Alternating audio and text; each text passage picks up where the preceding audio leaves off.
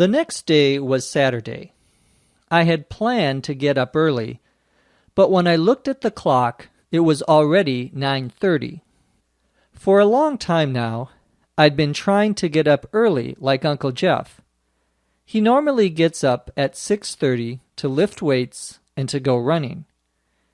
For a man in his mid-40s, he was in great shape, certainly better than I was. I was a little taller, just over 6 feet, but he was built like a football player. In a one-on-one fight, I'd bet on him to win. I went into the kitchen after brushing my teeth. I was really hungry. I was glad to see Uncle Jeff at the kitchen table eating breakfast. Maybe I hadn't missed anything by getting up late. "I'm glad I'm not the only one who slept in," I said to him. "Actually, I've been up since 6 o'clock. I went to the police station to check on Clara." I should have known. "How is she?" I asked. "They wouldn't let me see her, but I ran into Sergeant Montoya." "Do you remember her?" he asked me. "Sure, she was the detective who investigated the case last month. What did she tell you?" "She told me some things off the record," he said. "The good news is that Clara is behaving normally now and is no longer walking around like she's in a dream. The bad news is that she says she can't remember anything that happened yesterday afternoon. She remembers hearing noises in the dean's office.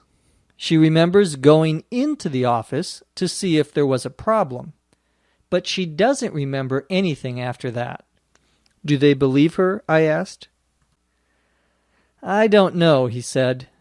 "Sergeant Montoya wouldn't say, but she thinks they will probably release Clara soon. All of the evidence right now is circumstantial. She was there, she had the statue that killed him in her hands, and she has a motive.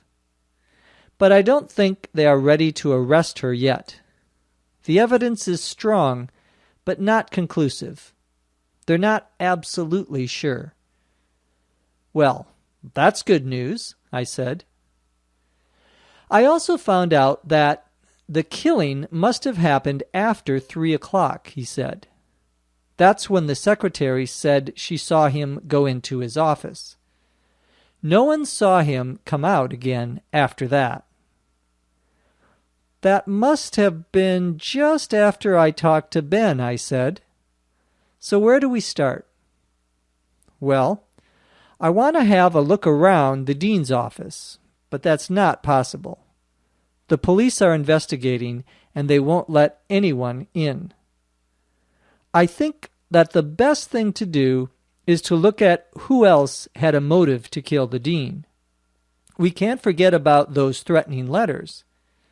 Based on the information you got from Ben, I think I should talk to Diana Marcello."